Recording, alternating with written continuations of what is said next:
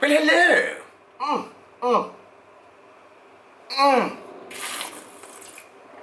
Don't you just love a bloody good glass of wine, huh?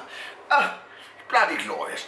I mean, I love taking my family in those summer holidays to Provence to visit the vineyards and taste wine. And let's get this one again.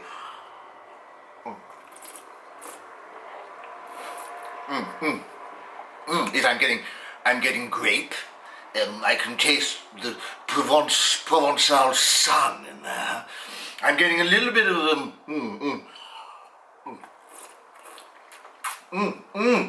some citrusy flavours and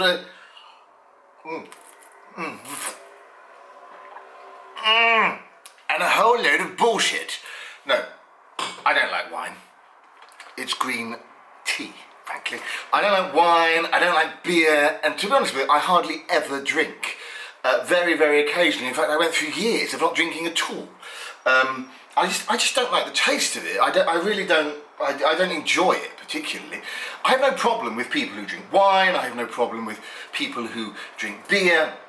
I have a little bit of a problem though with this kind of snobbery, you know. First of all, people who drink wine, and then they're looking down on binge drinkers. Young people who drink alcopops and drink beer. Or people who drink beer. There's a whole class thing around it. But most of all, what I detest is people who drink wine. It's such a middle class, cultured, sophisticated thing to do. But consider every other drug to be immoral. They're the people I have the massive problems with. Those people who will drink to their heart's content till they're merry. So I don't understand what they're saying, but it's very posh. In fact, sometimes they sound like they're drunk even when they're not. But there's other people who sound drunk and they're very posh. Those people who seem to think that alcohol is a touch above, particularly wine. Wine, champagne, a bit of port, maybe whiskey, those sorts of spirits, they're a touch above. Every other drug, however, everybody else is a druggie. Every other substance is immoral. We shouldn't be taking cocaine, we shouldn't be smoking weed, for goodness sake, and certainly not heroin. Now, we do know, of course, that there are far more dangerous drugs than other drugs, but actually, the Independent Scientific Parliamentary Committee decided several years ago, in 2013, concluded that alcohol is the most dangerous drug. Not just for its impact on individuals, but also for impact on society at large, on friends of those individuals, but also the costs it incurs upon things, particularly in the UK, like the National Health Service, for instance, is enormous. And then, of course, the damage it does physically to people and mentally. Alcohol is an incredibly dangerous drug. But of course, if you do it responsibly. Most people drink in moderation, like most people eat in moderation, and when they don't, they become fat and then obese, and then they create heart problems and they have all sorts of health issues, and it can end up killing you. Like many things, if you do it in excess, it can be extremely bad for you. Now, of course, some Class A drugs, you can only take them once and you can die, but there are plenty of other drugs which governments and the UK government still deems illegal. The two that it doesn't deem illegal are alcohol and tobacco. You are supposed to be able to get cannabis medically, but apparently at the moment that seems to be impossible. But as far as I'm concerned, any government that says it's okay to drink alcohol, to have that as legal, and it's okay to smoke tobacco, but says all other drugs are illegal, has no moral high ground to stand on. Places like Tesco's and Sainsbury's are some of the biggest drug dealers in the world because of their selling of alcohol and tobacco. Those drugs are deemed acceptable, despite, as I've already said, the Independent Parliamentary Committee Scientific Committee of Parliament has already deemed alcohol to be the most dangerous one. And yet all other drugs are illegal, and you can go in the UK to prison just for possessing them. There is a bit of, give and take by some police officers who may just give you a warning, particularly if you live in some high cannabis use areas, if they see you possessing the drug. And at the moment, they've discovered, or this year, they discovered that in Scotland, over 1,000 deaths are drug-related. The city of Glasgow would like to be able to set up a safe room for drug users to go and to be able to use their drugs in a safe environment where there are people around who can keep an eye on them to make sure they're not sharing needles, that they're injecting safely, that when they get high they're in a safe place. Now there are some people who say, well, they shouldn't be doing that, but of course your opinion doesn't really matter because the law at the moment says that's illegal, and if the city of Glasgow or the Scottish government tried to do that, that would be illegal, and those people could go to prison, as probably could the organisers of that facility. Now Portugal had a similar problem many years ago. They had very high amounts of drug users and drugs were criminal.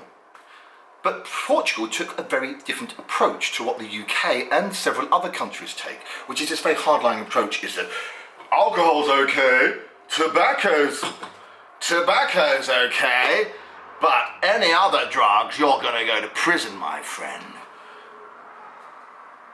In Portugal now, all drugs have been decriminalised. Not the selling, of course, but the use of all drugs. So in Portugal, you cannot go to prison for the using of any drug. Now, as far as I'm concerned, it's your body, you decide what to put in it. And if you want to put in copious amounts of alcohol, get yourself shit-faced, that's your choice, but you're still doing yourself irreparable damage. As far as I'm concerned, when I walk into a bar and I look at rows of bottles behind the bar, for me it's like walking into a science laboratory and seeing lots of hazardous chemicals in bottles. Drugs aren't supposed to be in your body, but it's an individual choice as to what we put in our bodies. Now, what I used to do as a PSHE teacher was lead lessons about drugs. And what's most important is that people know what the effects of drugs are. Now, as I've said, drugs aren't really supposed to be in our bodies. Alcohol was not designed to be in our body. We're not really supposed to be consuming it, nor are we supposed to be smoking tobacco or many other drugs. They're not supposed to be there. But as human beings, we've discovered that drugs do carry with it benefits, but they also carry with it negative side effects as well. And for some people, the benefits outweigh the negative side effects because they do it in moderation. So some people enjoy taking it because they like the taste of it, if it's alcohol, for example, or they like the feel of it, if it's tobacco. More harder drugs, people like to take it because they feel better, it helps get them through depression, it helps them feel, they like the high they get from it, they feel happy, they feel more confident, but of course there's the downsides as well that they do need to know about. But ultimately, it's your choice whether you chuck down 10 of these or just one of them. It's your choice whether you smoke 1 a day or 50 a day. It should be your choice as to whether you smoke a joint a day, once a week, now and again. That should be your choice. And you certainly shouldn't be criminalised and be given the stigma of being a criminal for choosing to put something in your body that you are fully aware of what it does, what the effects are. It should be your choice to do so. Portugal takes a far more proactive approach around education, about prevention, and also about helping people who have become addicts. Now, as I said, most people use most things in moderation. There are people who have hobbies. There are people who become obsessed over things, and that can ruin their families. People can, become hoarders. People can become so obsessed. My dad was a cat breeder. We had 20 cats at one time. It's fair to say it caused problems in the relationship between him and my older brother, and him and me when I ran away from home. Anything can cause problems. Of course, alcohol can cause problems, and it does. Lots of drugs can cause problems. The more severe the drugs can also cause more problems, and ultimately, all drugs can kill you. Tobacco, alcohol, and all the other drugs as well. They can all kill you, as well as, I didn't mention prescribed drugs, of course. They are legal, but you do need to get a prescription for them. And you should only use the ones that have been prescribed to you. There's also over-the-counter drugs as well, and you can buy them in limited amounts. But ultimately, it should be down to you as an individual to be able to choose what you put in your body as long as you have all the information about what it does to you. No country has can take the moral high ground if they allow you legally to purchase alcohol or to purchase tobacco. And they certainly shouldn't be putting people in prison just because they choose to do one drug, which is currently illegal, than another, which is currently legal. What are your thoughts about drug use? Now, obviously, I'm carrying this on from the topic that I did last time, several weeks ago now, about the criminal justice system. Too many prisons are full of people who are using drugs. Sometimes they're put in there just because they've used drugs. And yes, the use of drugs can lead people to do bad things, as can the use of alcohol.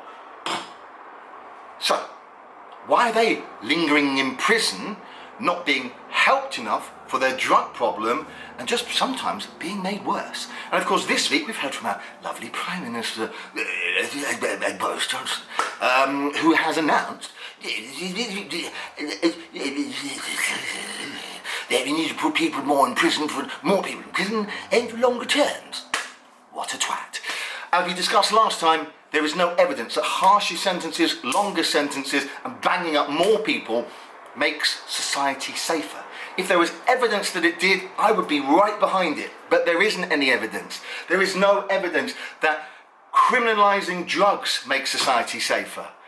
And in fact, there is some evidence to show that decriminalising drugs makes it a far better society in terms of helping people not to become criminals, not living a stigma, and actually being able to help them for facilities where they're not scared to seek those facilities as drug users, and they're not living in fear of being criminalised for what they're doing. So, that's my thoughts. So, what are your thoughts on the topic? Please do leave your notes below, your messages below. Let me know if you agree, you disagree, or maybe you're somewhere halfway in between. I'm going to go and enjoy my green tea. So have yourself a lovely day and chin chin, or l'chaim, to life.